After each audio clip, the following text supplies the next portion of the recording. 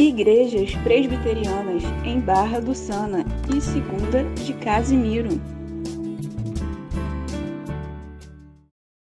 Então vamos lá, uma breve introdução. Pela graça de nosso bom Deus, estamos aqui então hoje abrindo o capítulo 22 de Atos, que traz o que para a gente? Traz o discurso de Paulo, tentando aqui se defender das falsas acusações contra ele. Quando lá em meio à festa de Pentecostes, ele foi logo identificado pelos judeus vindos lá da Ásia, porque reconheceram Paulo, que tinha vivido ali os seus últimos 3 anos anunciando o evangelho por toda a Ásia.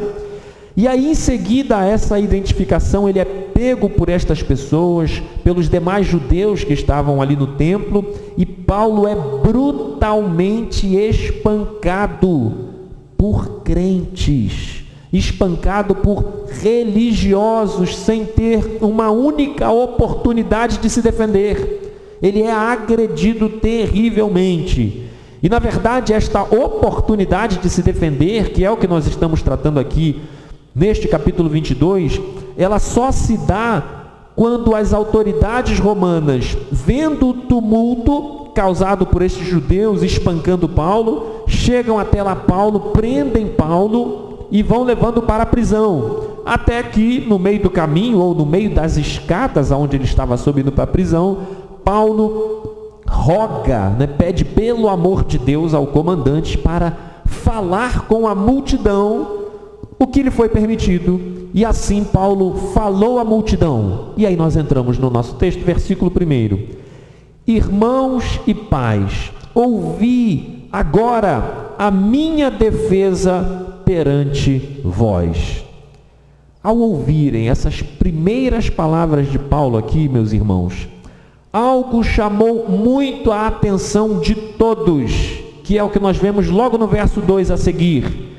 Quando ouviram que lhes falava em língua hebraica, na verdade em língua aramaica, guardaram ainda maior silêncio. Por que maior silêncio? Você deve se lembrar que no finalzinho do capítulo 21, quando Paulo pede para falar com o povo, todo mundo se aquieta para ouvir. E aqui, quando ele começa a falar em língua aramaica, o texto diz aqui que ainda mais eles guardaram silêncio. Por que isso, queridos? Porque a multidão se espanta. Porque numa época, num contexto histórico em que muitos judeus, principalmente os da dispersão, os que vinham de outros lugares, boa parte deles só falava a língua grega, não mais falavam o hebraico.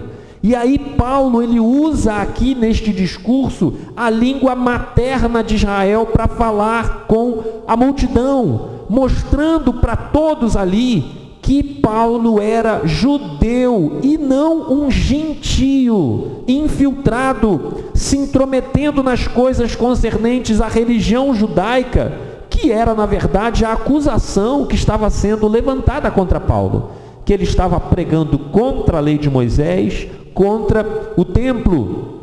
E aí, queridos, com a multidão paralisada diante de Paulo, ele continuou, verso 3, dizendo: eu sou judeu, nasci em Tarso da Cilícia, fora dos limites de Israel, mas criei-me nesta cidade, ou seja, em Jerusalém. E aqui em Jerusalém fui instruído aos pés de Gamaliel, segundo a exatidão da lei de nossos antepassados, sendo zeloso para com Deus, assim como todos vós sois no dia de hoje. Queridos, eu penso que nesta parte do discurso, aqui do verso 3, eu penso que essa multidão tremeu. Tremeu em que sentido? Aquele a quem eles tentaram matar era um judeu que cresceu em Jerusalém e que foi aluno de Gamaliel, conhecido como a glória da lei, um rabino dos mais respeitados em toda a história de Israel. Sendo assim, queridos, se ele era um aluno de Gamaliel e era fariseu, certamente que Paulo era mesmo zeloso com a lei e jamais contrário à lei. Gamaliel jamais permitiria que um aluno seu se voltasse contra uma vírgula da lei de Moisés. Então é esta impressão imediata que Paulo faz questão de passar para a multidão. E além disto, queridos, um detalhe importante para nos confirmar que essa multidão aqui era em grande parte de judeus convertidos ao Evangelho de Jesus Cristo, é que Paulo então passa a contar para eles o seu testemunho de conversão, que lhe veio exatamente movido por um zelo pela lei. Veja que interessante. E aí então vamos lá, ele começa o seu testemunho de conversão dizendo para a multidão, aonde a maioria ali era de crentes, de judeus crentes convertidos ao Evangelho. Então Paulo começa dizendo assim no verso 4: persegui este caminho até a morte. Vocês devem se lembrar o significado deste termo caminho, que nós tratamos aí em algumas reflexões anteriores. Caminho aqui é sinônimo de vida cristã, do crente vivendo a sua vida no Evangelho. Ou seja, Paulo admite aqui que ele era perseguidor dos cristãos, porque ele entendia que o cristianismo, que estava ainda nascendo, era uma deturpação da lei. Por isso que Paulo perseguia os cristãos, e perseguia, queridos, de modo terrível. Paulo ia de cidade em cidade, procurando, de casa em casa, prendendo tanto homens como mulheres, como está aí no verso, você deve estar com sua Bíblia aí aberta e olhando, e sem piedade Paulo concordava com a morte deles, ou até mesmo, segundo relatos do próprio Paulo, participava do assassinato de alguns deles. E este relato tão surpreendente, diríamos assim, o que Paulo faz? Em seguida, para que ninguém duvidasse disso que ele estava dizendo, veja o que ele diz no verso 5. Olha, estas coisas que eu estou dizendo são testemunhas o sumo sacerdote e todos os anciãos.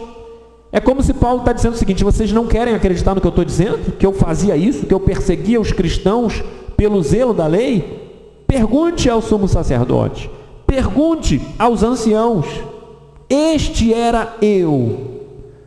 É como se Paulo estivesse dizendo o seguinte, queridos, preste atenção. Era como Paulo estivesse dizendo o seguinte para a multidão: eu era um ignorante, exatamente como vocês estão sendo agora, achando que estão sendo zelosos com a lei, mas na verdade estão lutando contra a lei. Queridos, ao mesmo tempo aqui nós podemos perceber que desta forma Paulo ele compara a sua ignorância do passado à atitude que estes judeus estão tendo agora, querendo matá-lo. Assim como Paulo matou cristãos no passado pelo zelo da lei, assim esses judeus estavam querendo matar a Paulo, supondo estar sendo zelosos pela lei. Contudo, queridos, preste atenção, o texto de hoje é difícil, queridos, preste atenção. Ainda que Paulo aponte aqui para um princípio de uma comparação, na verdade há uma diferença gritante entre a ignorância de Paulo no passado, por perseguir os cristãos, e a ignorância desses judeus cristãos perseguindo a Paulo. Pastor, que diferença gritante é esta? Simples. Vamos lá. Enquanto estes judeus aqui, conforme Tiago tinha falado para Paulo no verso 20, no verso 20 do capítulo anterior, de que dezenas de milhares de judeus haviam sido convertidos ao Evangelho, Paulo, na sua perseguição, ainda não conhecia a Jesus. Esta é a diferença gritante. Deu para entender, queridos? Paulo perseguia os cristãos, mas não conhecia a revelação de Cristo. Já esses judeus perseguiram Paulo, procuraram matá-lo, mas eram judeus convertidos ao Evangelho de Jesus Cristo.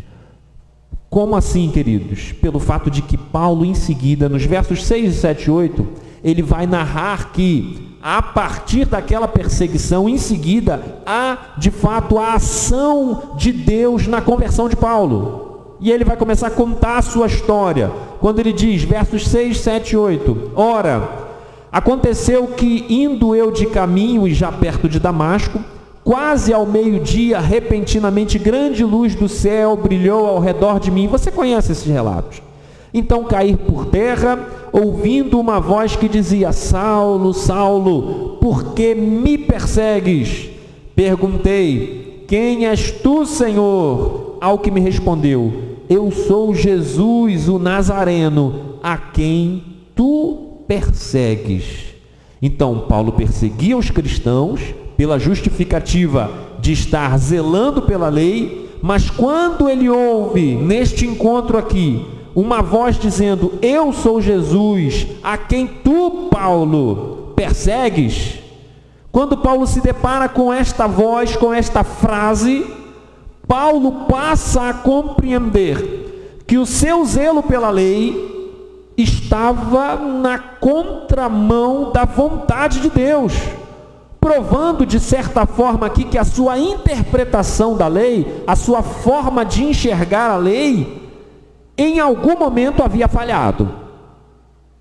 Porque como que ele estava lutando pela lei, perseguindo um grupo de cristãos a quem ele considerava hereges, e de repente um senhor, que é assim que ele trata, né? Senhor, se achega a dizer para ele, diz, você está me perseguindo.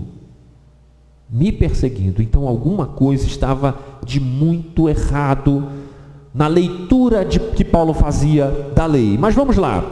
Mas Paulo prossegue com o seu testemunho de conversão nos versos 9 e 10, quando ele diz, os que estavam comigo viram a luz, sem contudo perceberem o sentido da voz de quem falava comigo. Então perguntei, que farei, Senhor? Queridos, a ideia aqui de que quando Paulo pergunta assim, que farei, Senhor? É a ideia de um desespero. De um desespero porque Paulo percebe que ele estava lutando contra Deus. Que ele estava completamente equivocado na sua leitura da lei. E ao perguntar, ao indagar de Deus, ao questionar ao Senhor, que farei, Senhor? O Senhor me disse, no verso 10, levanta-te, entra em Damasco, pois ali te dirão acerca de tudo o que te é ordenado a fazer. Queridos, vamos lá. Vamos dar uma pausa aqui. O que nós temos até aqui? Repito, o texto é difícil, eu preciso que você tenha atenção. O que nós temos até aqui?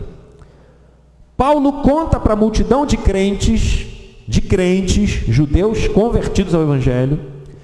Paulo conta para eles que Jesus, a quem ele não conhecia, veio até o seu encontro e lhe mostrou que ele, pensando estar sendo zeloso para com a lei, na verdade ele estava lutando contra a revelação da lei. E o que era a revelação da lei? O próprio Jesus, porque toda a lei converge para a pessoa do Messias que havia de vir.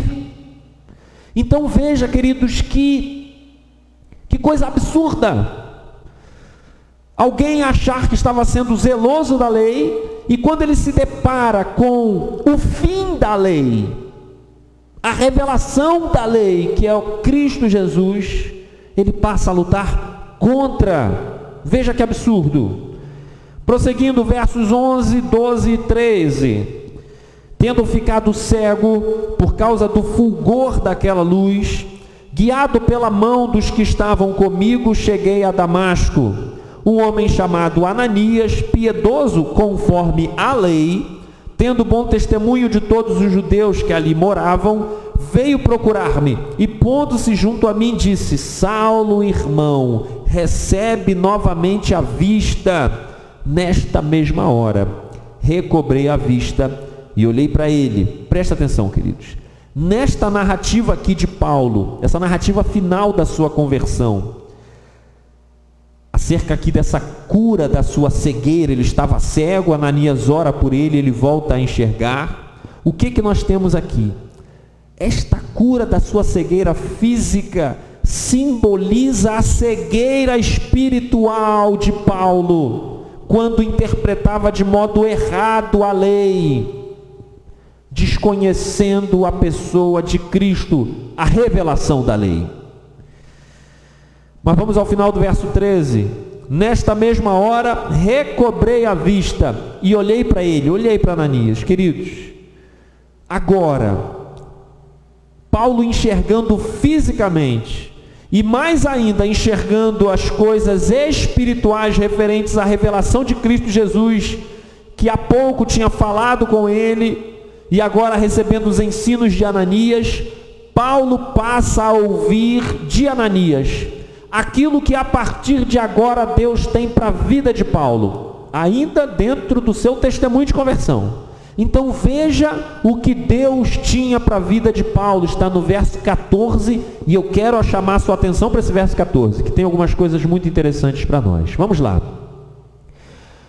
O Deus de nossos pais, de antemão,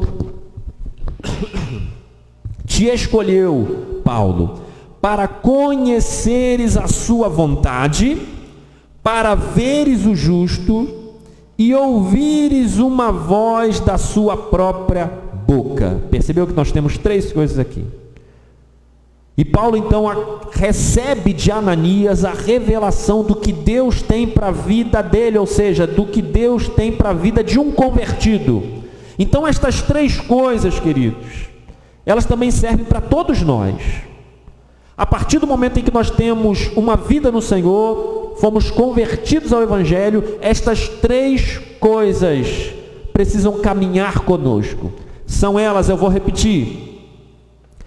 Deus então escolheu Paulo, e a todos nós, e a todo aquele que crê, para, primeiro, conhecer a sua vontade. Irmãos, a vontade de Deus aqui, no contexto, era revelar para Paulo muito mais do que a lei podia oferecer, ainda que a lei apontasse para Jesus Cristo. Ou seja, a lei não é o fim, mas Jesus é o fim da lei. A lei não pode suplantar aquele por quem ela foi instituída, o Cristo de Deus. A segunda coisa que Deus escolheu para Paulo, colocou para a vida de Paulo como um convertido, e para todos nós, e para todo aquele que crê, para veres o justo. Está aí no verso 14. Queridos, a visão do justo, quem é esse justo? Jesus. Significa que Jesus deve ser o centro de toda a religiosidade. Deus, o Pai, nos chamou ao Evangelho para vermos o justo e vermos Cristo o tempo todo, vermos Cristo na nossa vida, vermos Cristo nas nossas atitudes, vermos Cristo nos nossos pensamentos, nas nossas palavras e no nosso culto. Que o nosso culto seja cristocêntrico, que tudo na nossa vida possa enxergar o justo, que é Jesus Cristo. E a terceira coisa que Deus dá a Paulo, dá a cada um de nós, a todo aquele que tem crido. Terceiro, ouvir a voz do próprio Jesus, da boca do próprio Jesus. Está aí no final do verso 14. Queridos, o que isso quer dizer para nós? Isso quer dizer para nós que nós não somos guiados por nenhuma voz do além, nenhuma voz da sociedade. Nós não somos guiados por uma energia, por um senso comum. Nós não somos guiados por sentimentos. Eu senti de Deus, eu senti isso, eu senti aquilo. Queridos, sai fora dos sentimentos. Os nossos sentimentos costumam pregar uma peça para nós. Porque normalmente os sentimentos, queridos, tornam-se expressão da vontade da nossa carne, que normalmente é contrária à vontade de Deus. Então nós somos guiados pelo quê? Nós somos guiados pelas palavras de sabedoria e graça que saem da boca de Jesus Cristo. São por essas palavras que nós somos guiados. Mas você talvez me pergunte assim, mas pastor, Jesus não está mais presente na terra. Jesus não está ali na esquina onde eu posso ir ali conversar com Ele. Como saberei quais são as palavras que saem da boca de Jesus? Eu te respondo, queridos, a Escritura, que é a palavra de Deus.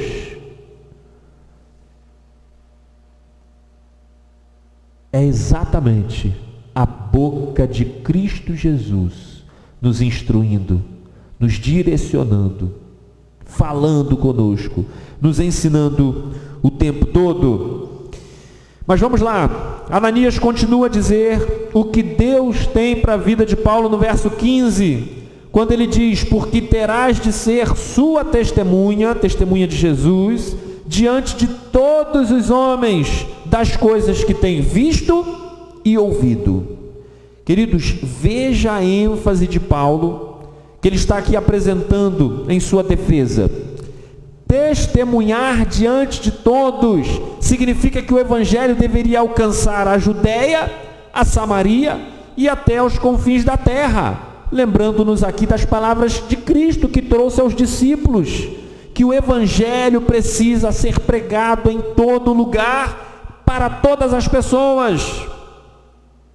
O evangelho deve ser pregado. Você vai entender por que Paulo está enfatizando isto. E ainda, queridos, esta pregação ela precisa ser para todos e ainda de modo urgente, que é o que nós vemos no verso 16, quando Ananias diz assim para Paulo: e agora por que te demoras? Levanta-te, recebe o batismo, lava os teus pecados, invoca o nome dele. Veja essas 4 coisas, queridos. A partir da conversão nós falamos de 3 coisas que Paulo precisava ter para a vida dele, e de modo urgente na sua vida cristã nós temos mais 4 coisas que Ananias traz para Paulo. Vamos lá, queridos. Eu vou chamar isso de um processo na vida de todo crente. Precisamos ter essas 4 coisas como processo na nossa vida. Vamos lá. Levanta-te, recebe o batismo, lava dos pecados e invoca o nome do Senhor. Rapidamente falar sobre isso. Então, quando Ananias fala assim, levanta-te, ou seja, para Paulo aqui, que ainda estava começando a aprender, a conhecer a revelação de Cristo, era o seguinte: Paulo, receba este evangelho e esteja pronto, levanta-te, pronto para servir a este evangelho que você acabou de receber. Isso deve estar presente na nossa vida, queridos. Uma vida de prontidão, levantando-se, conta comigo, Senhor, eis-me aqui. Precisamos ser crentes prontos a servir a obra de Cristo Jesus. Segunda coisa que é esperado aqui na vida de todo crente: ser batizado. Então Ananias está chamando Paulo para o batismo, sim. O que significa qual é a figura do batismo? Uma confissão pública da nossa nova vida em Cristo. Mas você já percebeu o quanto há de crentes por aí que a gente chama de crente 007, né? Agente secreto. Ninguém sabe que ele é crente. Não, queridos, nós precisamos confessar publicamente. A nossa comunidade, os nossos vizinhos precisam ver, enxergar, perceber que Cristo reina em nossas vidas. Terceira coisa, lavar os pecados.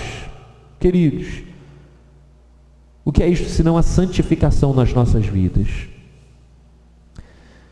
Chegamos ao Evangelho, chamados por Cristo Jesus, somos batizados e a partir disso precisamos viver uma vida de busca pela santificação, uma busca por Deus, abandonando pecados, estando alerta a cada uma dessas coisas, santificação na nossa vida. E por fim, invocar o nome dele, ou seja, precisamos viver os nossos dias na presença de Deus, invocando o nome de Cristo Jesus o tempo todo.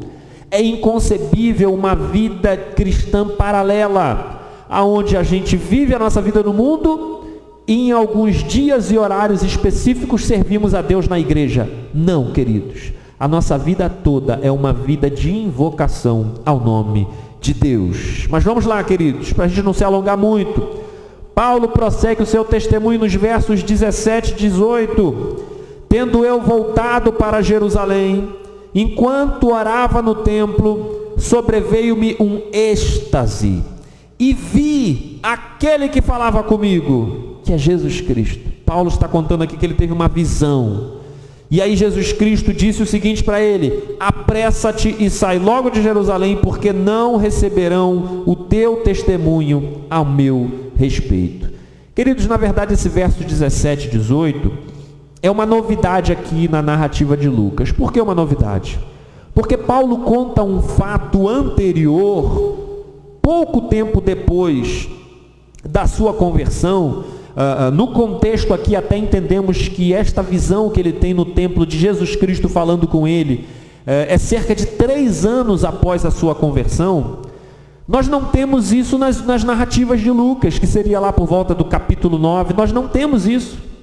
E nós não temos isso em outro lugar, apenas aqui.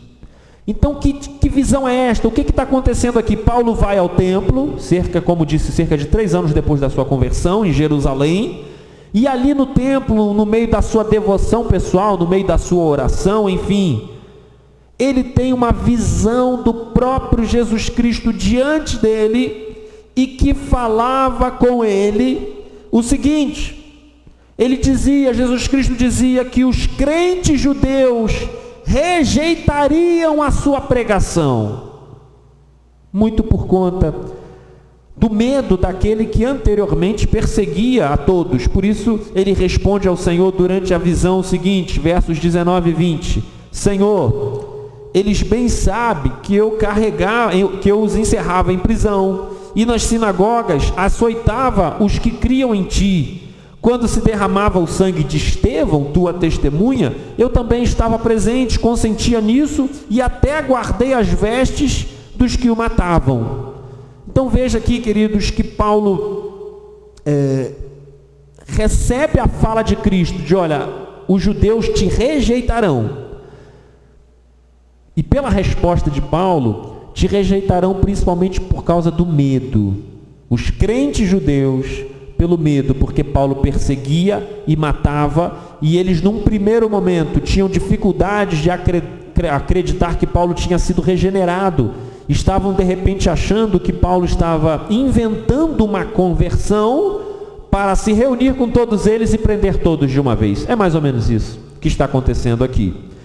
Mas aí depois dessa resposta de Paulo ao Senhor, durante essa visão, nós ainda estamos na visão, 3 anos depois aproximadamente da conversão de Paulo, depois dessa resposta de Paulo ao Senhor Jesus lhes fala ainda mais uma coisa, que é o que está no verso 21. Paulo, sai de Jerusalém, vai, porque eu te enviarei longe aos gentios. Paulo foi, e é o que nós temos tratado ao longo das semanas aí nos capítulos de Atos, a primeira viagem de Paulo, a segunda viagem de Paulo, essa terceira viagem de Paulo. Paulo foi, pregou aos gentios de quase toda a Ásia e viu uma conversão em massa de pessoas abandonando a idolatria, se entregando ao Evangelho. Então, em resumo aqui, queridos, todo este discurso de Paulo era Paulo dizendo para a multidão ali no templo, dizendo para eles que queriam matá-lo, dizendo mais ou menos o seguinte: irmãos, eu sou judeu, eu sou irmão de todos vocês, ao contrário do que vocês pensam, eu amo a lei, sirvo ao Senhor com todo zelo, sirvo a Jesus Cristo, o nosso Salvador, e em obediência ao nosso Salvador, ao Cristo que vocês também confessam, eu obedeci à voz dele, que me ordenou que fosse pregar a boa nova de salvação aos gentios. E mal Paulo fala este termo, gentios, ele ouve uma gritaria no meio da multidão: tira este homem da terra. Paulo merece ser morto agora, matem Paulo. Que é na verdade nós estamos invadindo o verso 22, que será motivo da nossa reflexão no próximo domingo. Quando Paulo falou a palavra gentio, ele foi bruscamente interrompido com gritos pedindo a sua morte. O que nós temos aqui, queridos? O tamanho da ignorância desses judeus crentes. A conclusão que nós chegamos aqui não adiantava pregar a verdade. Não adiantava Paulo se alongar em seu discurso, provar que ele amava a lei e que ele servia a Jesus Cristo e obedecia a Jesus Cristo. Não adiantava nem ele dizer que o próprio Jesus apareceu para ele e ordenou a proclamação aos gentios. Mas Paulo não podia falar esse nome, porque eles estavam tão cegos. Os seus ouvidos, os seus sentimentos, a razão deles estava totalmente fechadas em favor de seus próprios preconceitos. Assim como por vezes se comporta muitos de nós. Quando fechamos os nossos ouvidos para a palavra de Deus, para a vontade de Deus, porque a gente quer fazer a nossa vontade. Quantas vezes isso acontece conosco, queridos? Essa aqui é a principal aplicação para as nossas vidas hoje. Eles não queriam ouvir, não adiantava Paulo pregar a verdade, dizer que Cristo veio e falou pessoalmente com ele. Eles estavam já fechados com o seu próprio pensamento. É o que eles pensavam, é o que eles achavam, e iriam morrer com as suas cabeças duras, pensando desta forma. Assim, por vezes, somos muitos de nós. Quando Jesus Cristo percebe a nossa vida com atitudes erradas, com comportamento equivocado, e nos instrui a mudarmos a nossa conduta, só que por vezes a gente está tão fechado com a nossa carne, fazendo aquilo que a gente deseja, saciando os nossos próprios desejos, que os nossos ouvidos estão fechados aos conselhos de irmãos. Quantas vezes acontece isso, né? Nós olhamos para algumas pessoas e nós vamos lá aconselhar essas pessoas não adianta, você pode falar 1000 vezes e ela não muda de comportamento. Ela se comporta de modo intransigente, abraçando o seu pecado diante da verdade do Evangelho. O triste, queridos, é que se as suas fortes personalidades, destes judeus e da vida de qualquer um de nós hoje, se persistirem na contramão da vontade de Deus, essas pessoas serão queimadas no inferno, com as suas cabeças duras, com as suas insistências na desobediência. Adentrarão ao inferno da ignorância, ao inferno da insubmissão, ao inferno da teimosia e ao inferno aonde a graça de Deus não se manifestará, e isto por toda a eternidade. Oremos para que nas nossas vidas a intervenção divina seja acolhida por nós. Assim como naquela luz brilhante que se achegou a Paulo e disse para ele: você está perseguindo a mim, você está indo contra a minha vontade. E pela graça de nosso bom Deus, Paulo reconheceu e se sujeitou ao Evangelho, ao contrário destes que se mantiveram insistentes, lutando contra a vontade de Deus. Que o Senhor nos encaminhe, nos conduza nesse caminho, intervindo nas nossas vidas, e nós nos submetendo a estas intervenções divinas, ao bom conselho, à graça de Deus, ao bom ensino da sua palavra. Que o Senhor nos abençoe, queridos. Igrejas Presbiterianas em Barra do Sana e Segunda de Casimiro.